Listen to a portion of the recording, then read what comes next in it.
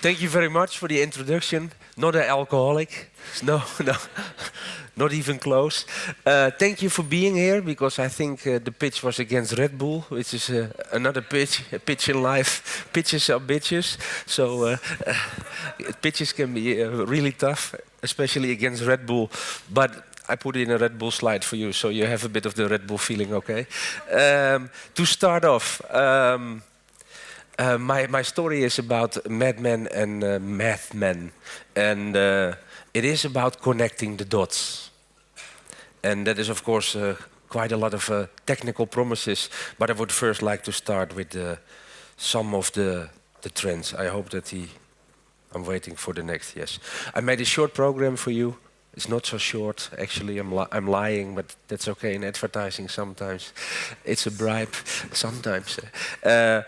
Something about meta trends, just to give you an idea what's happening in the world. You probably notice the same thing. Something about people, brands and media. What are the changes? A little bit about content marketing, because that is where madmen and madmen find the balance, or get married, or have very fierce arguments or even fights.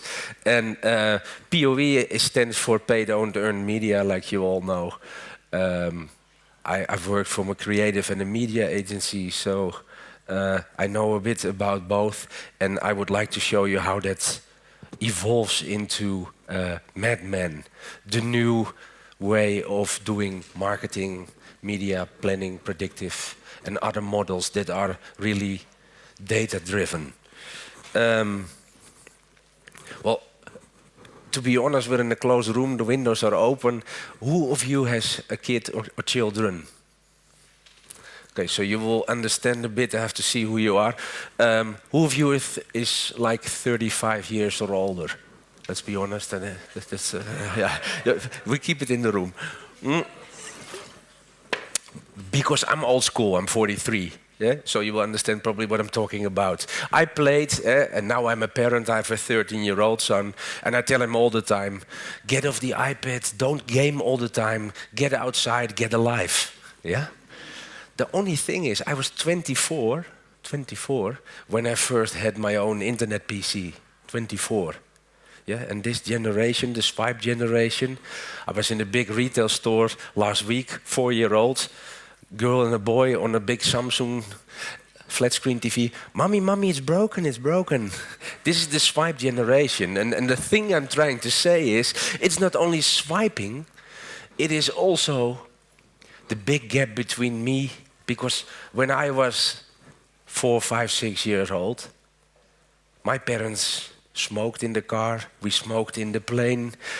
You know what I got for my 5th birthday? It's the lawn darts. You remember them? The big iron arrows. You could, like 6, 7 pounds, you could throw them up in the air. And if you weren't really careful and you got one on your head, you would be getting coloring books for Christmas for the rest of your life. And this is how responsible we were. And now I am the parent judging my kid to say, oh, the screen, get alive. This is one of the biggest trends. Media agencies try to see it as a channel where you can advertise and reach people. I think if you look at the same world one more time, this might be the next big thing. Mobile is also a next gateway to brands, friends, content, communities, commerce, shopping. So mobile first is something that and we all end up, the kids know how to do it, the CMOs, yeah, they love an iPhone because it's the gadget, but they always have arguments, most of them, why they are not mobile ready yet. You feel the gap? It's a big gap. Some other important trends. Yes, I changed the slide this morning. It's now 100 hours of video going up. We're uploading so many things on the internet now in video. And we used to make fun of the Japanese guys because they had these big cameras and they were like, hey, you know, he was Japanese. And look at this guy, he's really concentrated and focused to get we're now all Japanese, right? This is what we are like all the time. Oh, it's switching to the next. But that means that content is becoming a competition for brands. And there is another big trend. We used to debate in Europe about cookies and privacies and a lot of things that don't really matter. Our Dutch government to try to win the elections. And again, they said no to cookies. I've been the chairman for the IAB in the Netherlands since 1997 until 2002. And in that period, twice they tried to forbid cookies. And now we're switching the laws again. And we're concerned about privacy. I think people like this are a threat to privacy. The Rupert Murdochs, because they tap phones to make the news. The Sun in the UK, Alan, that is a real threat to privacy. And we don't take that. It's against our rules of engagement. Not my political profiling, but Obama won 2008 against John McCain due to an extremely smart social media marketing program. LinkedIn talking about tax payments in other really targeted and listening through social media. I think a lot of brands can still learn from the Obama 2008 campaign. And mostly difficult for us to use the internet for listening. Well, this is not really a joke, but of course I had to use Bill Clinton for this. Size really matters. And what I'm trying to say is what we're doing is, I've been working with global CMOs from Unilever, Nike, Amex, Ford, Volvo, Nestlé. I really can tell you today that a lot of brands are on steroids, buying likes, just to say, on the golf course, how many Facebook friends do you have? Well, we've got 400,000. Mostly men, eh? Ours is much bigger. We've got 600,000 fans. We forgot to tell you that we bought 50% of the likes. It's not authentic, real friends. We just bought them. So but still size seems to matter in marketing. I don't know why, but it's still the case. If you look at this, here are some of the madmen. It looks a bit, if you look at the photos, it looks a bit like Shark Week. Right? You see a ferocious smile. We will get you, and they will. They will. These are the people that will change the whole industry. The fun part is, it's media companies, Google and Facebook, masquerading as technology companies. They don't make any money in technology. They're media companies. And they are changing the rules in the world. They are building the biggest real-time exchanges where Procter & Gamble or Unilever need to bid real-time who's going to get the ad. Is it P&G Gillette or is it Dove for Men? In a split second, a nanosecond, these real-time engines will decide who's getting the ad. You, Gillette, or you, the Dove ad. And this is disrupting the whole industry. So there is a lot of things happening that we don't even know about. That's so dangerous. We don't even see what's going on underwater. That's how the Titanic got destroyed. In the next part, this is of course what we try to do. And I still believe, I'm an old school guy, yeah? I'm from the Net Promoter Score time, and I'm from AIDA. I'm old school and old schooled. I got a traditional schooling in marketing. Of course, I fell in love with the internet and technology, but I'm still old school. But this is what the broadcasters have been telling us. Like since Procter & Gamble invented the soap 60 years ago, this is what they've been telling us. They've been telling us that TV is a linear medium. That is, of course, because the business model was based on advertising. You know, the shows like The Voice Off or other social TV programs. We are no longer the Al Bundy sipping and sapping and lean back couch potatoes. That is what the broadcasters told us. But now TV is also becoming a whole internet-alike medium. People interact, people lean forward, people are, I hate the discussion, second or first screen, who cares? it's a whole full wrong discussion, but we're interacting with content program TV. TV will be more addressable, it will be as targetable as the internet. So there is going to be a big change, revolution in the medium television. But we're no longer couch potatoes. Sometimes we like to interact and participate. Well, brands also important. No brand in the world, yeah, maybe now a few, has an editorial team. We don't have it. But brands are becoming publishers as well. Brands are helping and not only hyping. And here you see Nike and Becks, Smirnoff, Adidas. I call it brand utilities, but what we are becoming a sort of publishers. We have editorial teams and we have content managers and we aggregate and we curate and we publish content and we don't only advertise our products. Buy me, I'm the best, I'm the coolest, wow, buy me. People also expect relevancy or help or maybe a little bit of added value, meaningfulness to their lives. This is also what you see in a lot of... we don't claim a domain. Nike did it, and then everybody says, yeah, there is he again with the Nike example. Claim a domain. If it's running, hiking, biking, swimming, surfing, cooking, there is a passion for a topic. Why is Nike, which is not a running brand at heart, why is Nike claiming running, keeping Adidas, Reebok and Asics Tiger on the bench? Why? Claim a domain. Every brand will claim its domain for a long-term program. I'm not saying they're stopping advertising. I'm saying a lot of brands will also claim a domain. Well, future of commerce, we don't have to talk about it. I'm very realistic. In the end, stores, retail stores, of course they won't disappear. No way. They will go down. We were talking about 70% retail, 30% online maybe, and maybe online will even become bigger in e-commerce.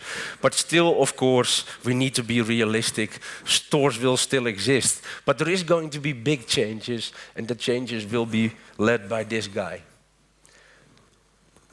Jeff Bezos from Amazon is somebody that is already been, I don't know, financial analysts and a lot of other people, shareholders, they have been bashing on Amazon, not profitable enough, blah, blah, blah, blah, blah, blah, blah, blah.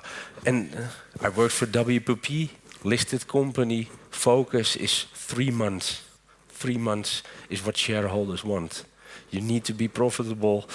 It's very difficult to do long-term investments and innovations because profit will go down, shareholders will not like it. This is the vision, 3 months, not this guy. This guy said he invested 5 billion last year in distribution and robots and other ways to upgrade the value chain. And you know what Jeff Bezos said? Like Dell is now trying to get off the stock market. I am a long-term investment and a very good one. Short-term investors, people that want your company for 3 months profit, they will dump you anyway. If you're with Amazon, you believe in our strategy, our vision, our mission, our roadmap, and long-term we will be the best play. And the coolest thing is, this is the most predictable company in the world, and everything marketing is and will be about now and in the future is how predictable can you be. Amazon can tell you we've got 340 million customers. They all spend $40 each quarter. And next year will grow from 340 million to 400 million clients. But the revenue per client will go down from 40 to maybe $35. It is the most predictable company in the world. And I think if you look at long-term value, this is where you want to predict in. So they don't invest in advertising. They invest in customer service, customer care, social CRM, in getting to know people and upgrading that relationship. They're now creating tablets, they're creating content. I don't even know what to call them anymore. Is it a media company? Is it an e-commerce company?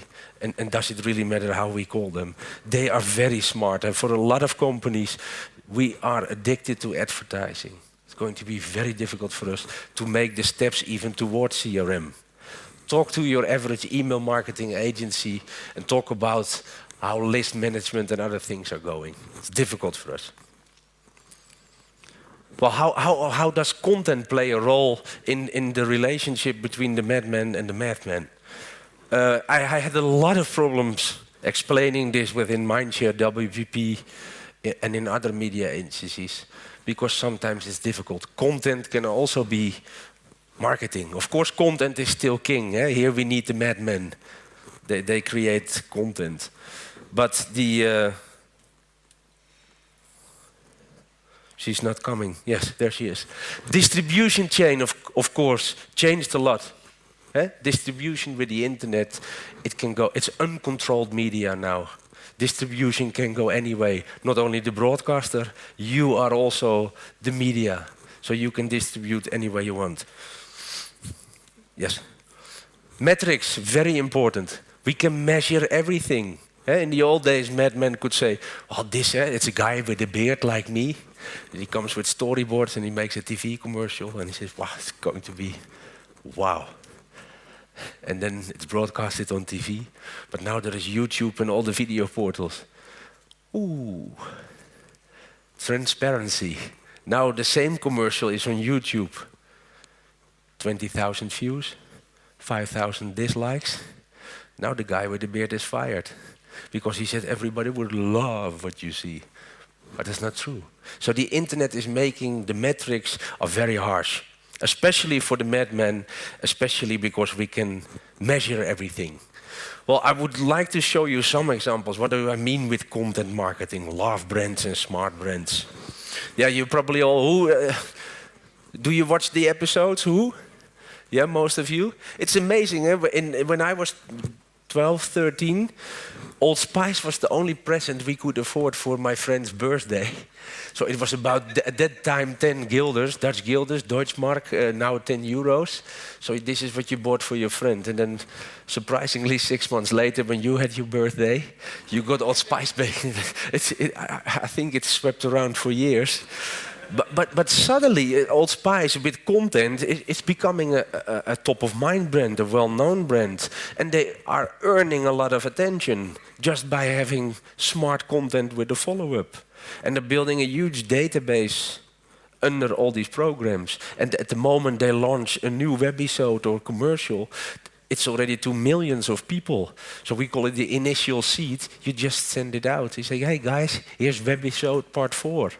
And if you like it, you will probably opt in because you want to be the first to know when episode 5 is coming. This is where a database comes together with smart and clever content.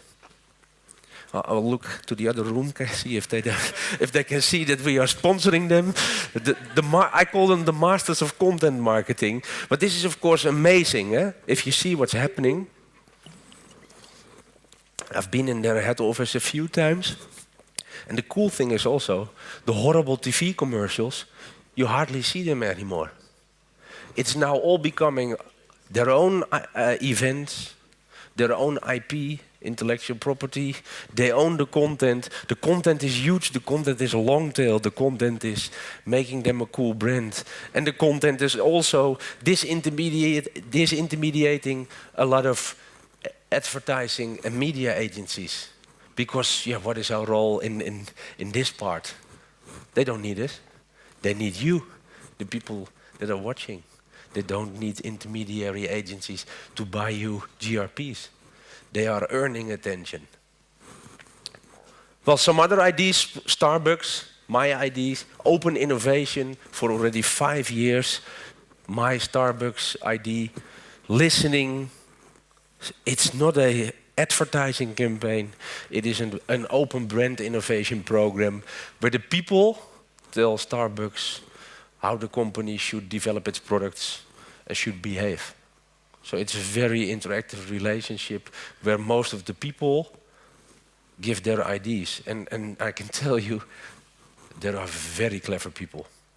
So this is very nice for for Starbucks. And for Nike, in the media agency, I've never heard, we work for Nike. And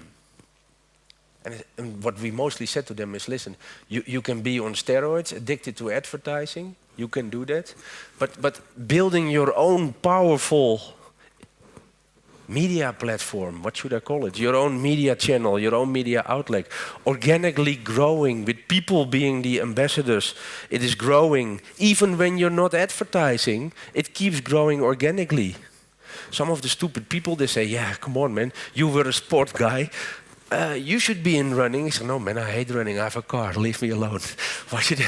No, at least take the fuel band because you can see the steps and the calories. And okay. So to shut them up, I bought a fuel band.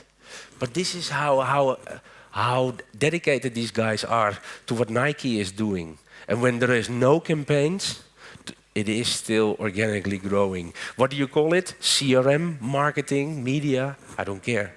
Smart. A smart way of building a brand in your business. This is an old one, talking about madmen and mathmen. I would like to show you this video from Gatorade. It's not a hype. This is what really is implemented, how they become a data-driven marketing company.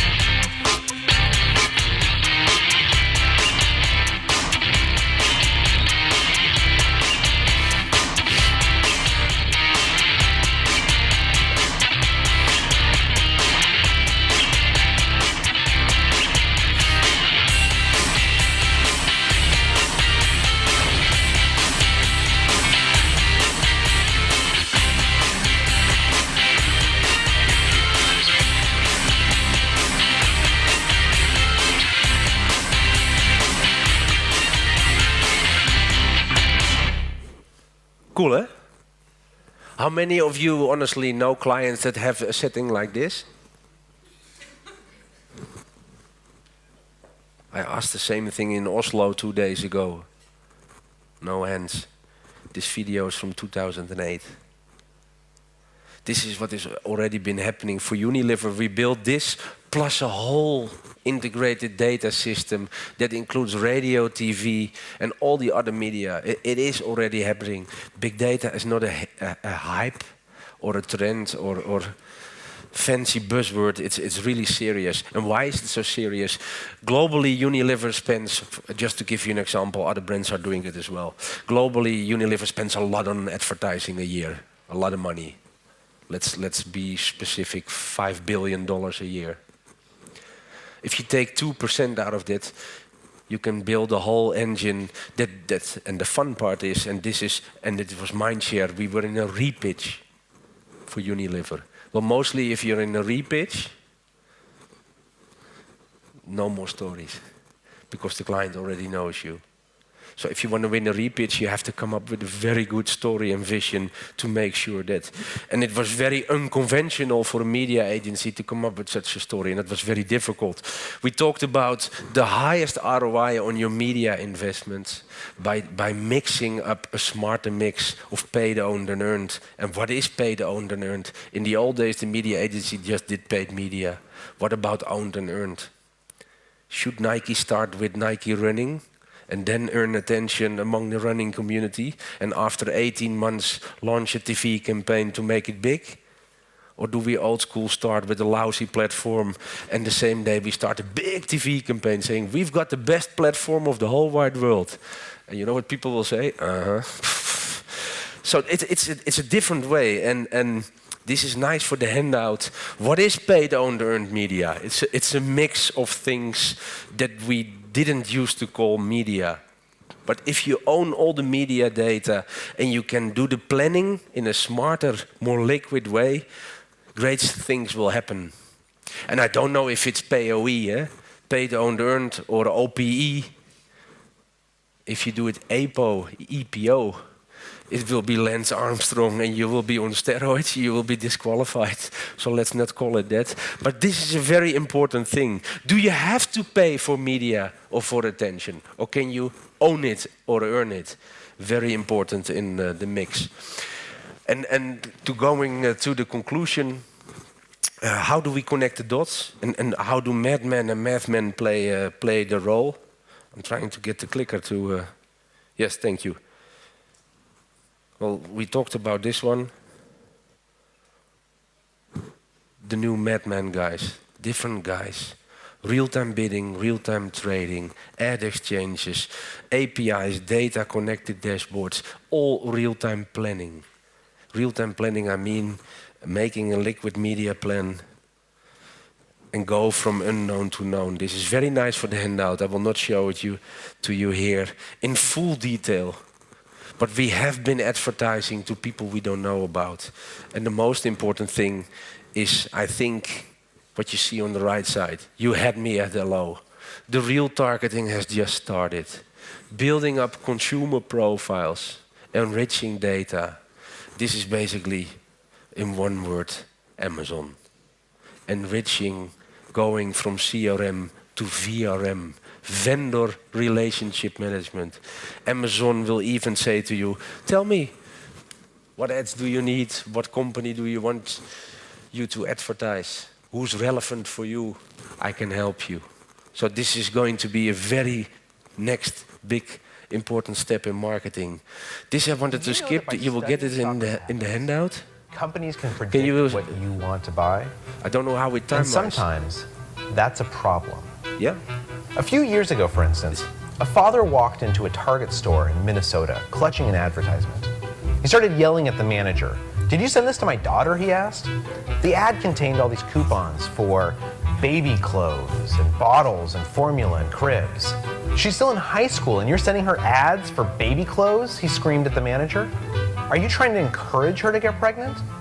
The store manager apologized and a few days later called the guy to apologize again. The father was somewhat abashed. "It turns out there's been some activities in my house that I wasn't aware of," he told the manager. "I had a long conversation with my daughter. She's due in August. It turns out I owe you an apology." Target had created a computer model that could figure out which shoppers were pregnant just by studying their shopping habits. Identifying pregnant women is the holy grail of retail. People with new babies are so tired that if you can get them inside your doors to buy bottles and formula, they'll end up buying everything else they need as well.